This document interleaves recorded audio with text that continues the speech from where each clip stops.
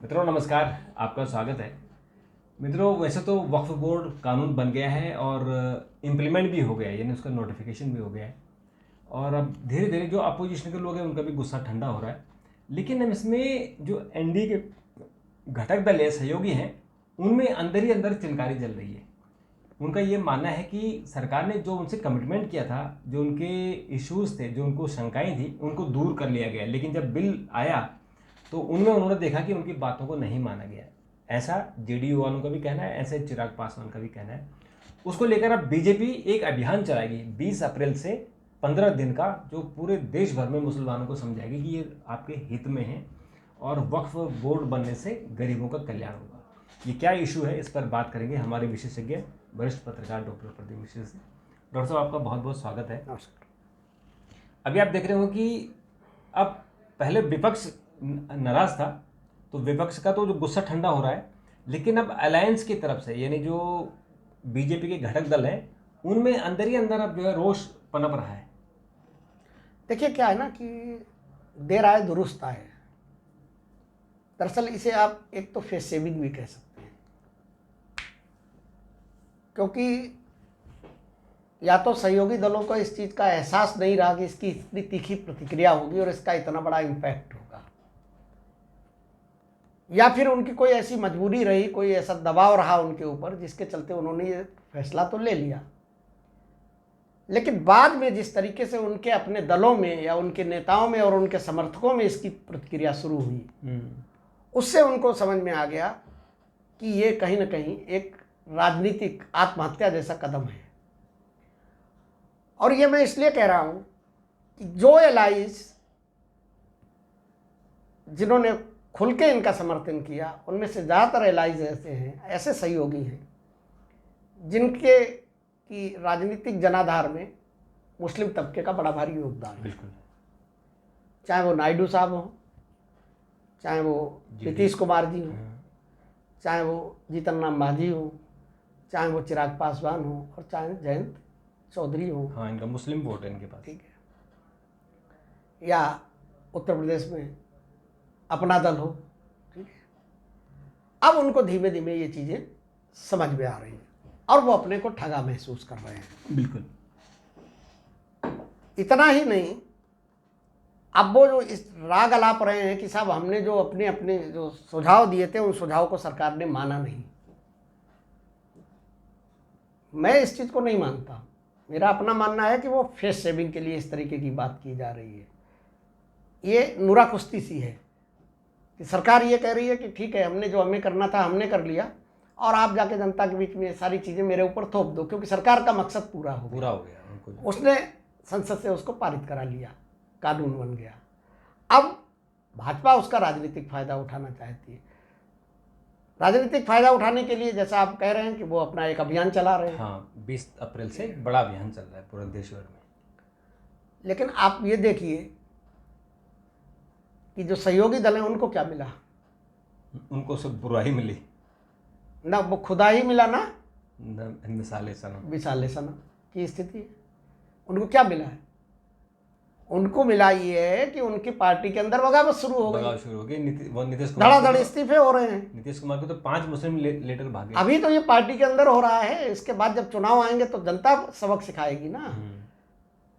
तो अब उनको धीमे धीमे ये समझ में आ रहा है, जबकि ये चीज़ किसी भी राजनीतिक दल के लिए पहले ही समझने की चीज़ थी कि ठीक है आप सहयोगी दल हैं, लेकिन आप किसी सहयोगी दल का मतलब ये थोड़ा ही है कि आप अपने पैरों पे कुल्हाड़ी मार लेंगे और दूसरे को आगे जो है आगे उसको दूसरे को सफलता दिला देंगे।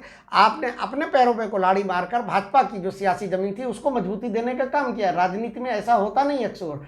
इसलिए सवाल ये भी उठते हैं कि कहीं ना कहीं इन लोगों पे भारी दबाव था, कहीं ना कहीं ये लोग चुंगल में फंसे हुए थे और जिसके चलते ये विरोध नहीं कर पाए।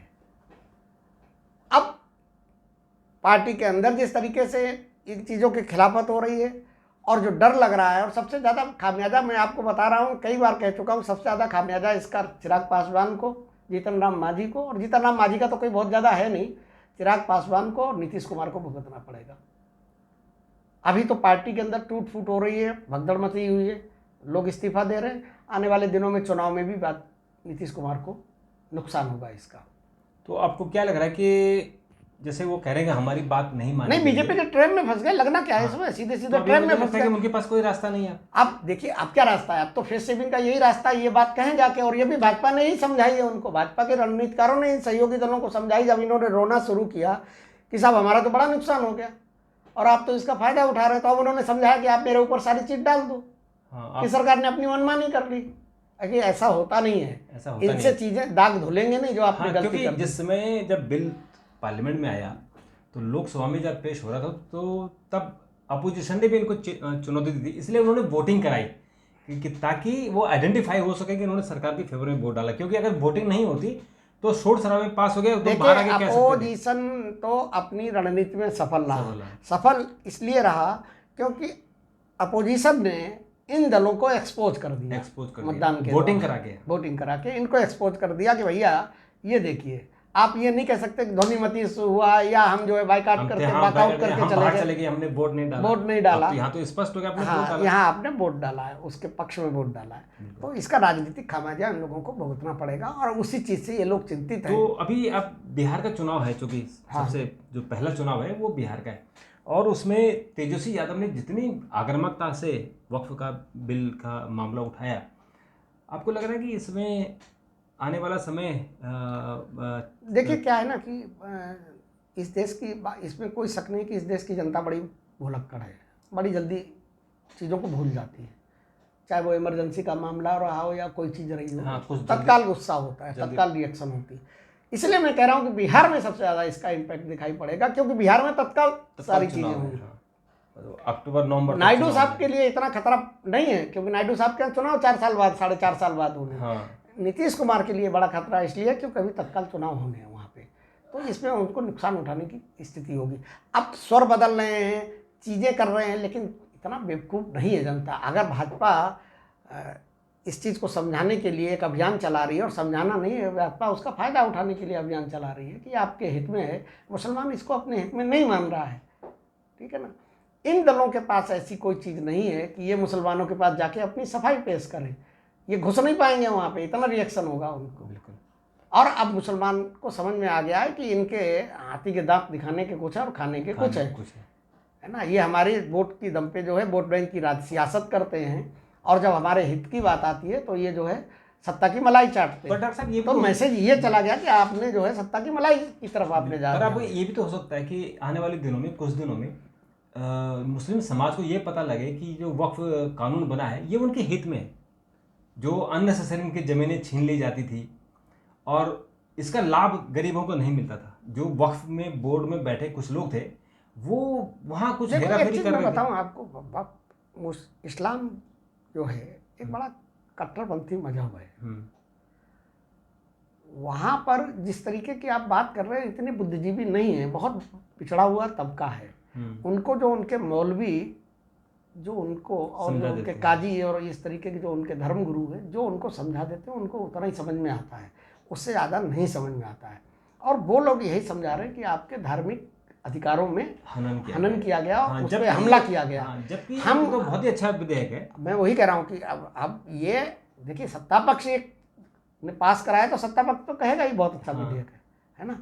लेकिन मैंने उस दिन भी आपसे कहा था कि इसके कुछ पहलू जो है वो संवैधानिक दृष्टि ठीक नहीं है, और संवैधानिक दृष्टि उनको वहाँ पर जो है चैलेंज किया जाएगा। और हो गए, वो तो सुप्रीम कोर्ट में 5-6 केस हो चुके हैं। हाँ, तो उस पर जो है फैसला आने की चीज़ें पर निर्भर करेंगी। मुस्लिम समाज में ये उनके मौलवी, उनके धर्मगुरु, ये उनके सारे नेता जो है वो इस चीज़ को अपनी जो जनसंख्या है, अपने जो लोग हैं उनको ये समझा रहे हैं कि ये मुस्लिम गलत है। ये मुस्लिम समाज के जो धार्मिक अधिकार हैं, जो धार्मिक क्रियाकलाप हैं, उस पर भाजपा जानबूझ के हमला कर रही है। और देखो ये उनके दिमाग में क्यों बैठ रहा है, एक तो उनका अशिक्षित होना, दूसरा उनका कट्टरपंथ, तीसरा उनका आंख बंद करके जो है भाजपा में अंधभक्ति नहीं है ना। हाँ। अंधभक्ति यहाँ भी है कि जो हमारे नेता और हमारे जो धर्मगुरु कह रहे हैं वो सही है। और चौथी बात क्या है कि भाजपा की जो सरकारें हैं कई स्टेट्स में, और जिस तरीके की चीज़ें हो रही हैं, जो क्रियाकलाप चल रहे हैं, उससे उनकी इस धारणा को और मजबूती मिल रही है कि यार ये मुस्लिम विरोधी पार्टी है। ये तो पहले से था, लेकिन अब जिस तरीके जैसे उत्तर प्रदेश में, जैसे असम में, अब दूसरे विपक्ष ने इतना ज्यादा कुप्रचार कर दिया नहीं कि कुप्रचार उससे नहीं, नैरेटिव तय हो गया। कुप्रचार नहीं, बहुत सी चीज़ें भी हो रही हैं मध्य प्रदेश में, राजस्थान में। तो जिस तरीके से चुन चुन कर टारगेट किया जा रहा है एक समुदाय विशेष के लोगों को, तो उनके अंदर तो पहले से धारणा थी कि भाजपा जो है हिंदुओं की पार्टी है, मुस्लिमों की नहीं है। अब वो इन राज्य सरकारों में इस तरीके के लोग जो है जो इस तरीके से कर रहे हैं, आप क्या समझ रहे हैं? संघ क्यों विरोध कर रहा है इस चीज़ का? संघ प्रमुख को यह कहने की क्या जरूरत थी कि हर मस्जिद के नीचे आपको मंदिर ढूंढने की जरूरत क्या है? क्यों कह रहे हो? कि विवाद ज्यादा उनको समझ में आ रहा है, संघ प्रमुख को दूर की चीजें देख रहे हैं, लेकिन यहाँ तो एक कंपटीशन लगा हुआ है कि कौन मुस्लिम विरोधी ज्यादा है और कौन हिंदू हृदय सम्राट ज्यादा है। भाजपा के अंदर एक प्रचलन चल गया। उस चक्कर में क्या हो रहा है कि एक बड़ा तबका जो है वो अपने को उपेक्षित महसूस कर रहा है और टारगेटेड महसूस कर रहा है। उपेक्षित के संग अपने को टारगेटेड महसूस कर रहा है, जो ना कि सामाजिक सौहार्द के लिए भी ठीक नहीं है, आने वाले समय में भी ठीक नहीं है। इसीलिए संघ प्रमुख को ये बात कहनी पड़ी। अब भाजपा कितना भी इस चीज़ का अपना अभियान चलाए, बेसिकली भाजपा जो आप कह रहे हो ना कि भाजपा मुसलमानों को जो है ये इसके फायदे बता के उसके पीछे रणनीति समझिए, वो मुसलमानों को नहीं कन्विंस करने जा रही है, और उसके द्वारा हिंदुओं को पोलराइज करने की रणनीति हो रही है। और ये मान भी रहे लोग कि पोलराइज करने का बेसिकली ये है। हालांकि जब ये कानून लागू हो रहा है तो आप देखेंगे कि इससे वाकई जो मुस्लिम समाज का भला हुआ है, लेकिन उसका भला हुआ, लेकिन अपोजिशन ने जो नैरेटिव बना दिया उस नैरेटिव को बीजेपी कैसे निकालेगी ये भी एक सवाल है। नहीं, मुस्लिम समुदाय में नैरेटिव वो नहीं निकल रहा है। नैरेटिव तो क्लियर हो गया कि भाजपा आपके विरोधी है, कानून आपके खिलाफ बना है। अब इस नैरेटिव को कैसे करेंगे कि ये अच्छा है, ये आपके हित में है? अरे भाजपा को इस बात की चिंता भी नहीं, भाजपा को मुस्लिमों की चिंता थोड़ी है। भाजपा तो मुस्लिमों के बहाने हिंदुओं का पोलराइजेशन कर रही है, और वो पोलराइजेशन हो रहा है। वो तो बिल्कुल बात सही है कि पोलराइज हो गया, लेकिन ये कानून अंततः मुस्लिम समाज के भले के लिए। भैया मुस्लिम समाज के लिए भले की, फिर वही बात, मैं फिर वही कहूंगा कि यार आपको कोई जो है, आपको रोटी की भूख लगी, आपको कोई आइसक्रीम खिला रहा, तो आपका आइसक्रीम खाओगे? आप तो कहोगे हमें रोटी चाहिए यार। आप जिनके लिए कर रहे हो वो उस बात से सहमत नहीं है कि हम आपकी अच्छाई के लिए कर रहे हैं, वो करो मेरे लिए तो खराब चीज है। हाँ, तो आप क्यों कर रहे हो? क्योंकि उनको नैरेटिव समझा दिया गया। वही कह रहा हूँ। तो ये जो नैरेटिव है इसको कैसे सत्ता पक्ष दूर करेगा, ये भी बहुत बड़ा सवाल है। क्योंकि अपोजिशन ने इस तरह से इस पर हंगामा किया है, इस तरह से कहा है कि ये मुसलमान इस देश से खत्म हो जाएंगे, उनकी जमीनें, मस्जिद, कब्रिस्तान सब छीन ली जाएंगे। आप ये समझिए कि ऐसा नहीं कि विपक्ष इस पे शांत बैठा हुआ। अभी राहुल गांधी लगातार क्या कह रहे हैं? वो ये कह रहे हैं कि अभी तो ये मुस्लिम अल्पसंख्यकों में मुस्लिमों का नंबर है, इसके बाद ईसाई का आएगा, सिखों का आएगा, जैनों का आएगा। हाँ, तो ये बहुत एक नैरेटिव बन रहा है। उस नैरेटिव राजनीति में मतलब कोई पूजा आरती करने थोड़ी आए हुए हैं, सब एक नैरेटिव कर रहे हैं। भाजपा अपना नैरेटिव कर रही है, विपक्ष अपना नैरेटिव कर रहा है, और उसमें आम जनता जो है वो पिस रही है। बिल्कुल। तो मित्रों, आपको हमारा प्रोग्राम कैसा लगा जरूर प्रतिक्रिया दीजिएगा। अगर आपके कोई सुझाव हो, अगर आपको अपनी प्रतिक्रिया व्यक्त करनी तो जरूर आप कमेंट कीजिएगा, हम उस पर जवाब देने की कोशिश करेंगे। और एक और इसी पर ही एक और हम एक फुल वीडियो बनाएंगे, तो आप इंतजार कीजिए। डॉक्टर साहब आपने बात की, आपका बहुत बहुत धन्यवाद, और आपका भी बहुत बहुत धन्यवाद। नमस्कार।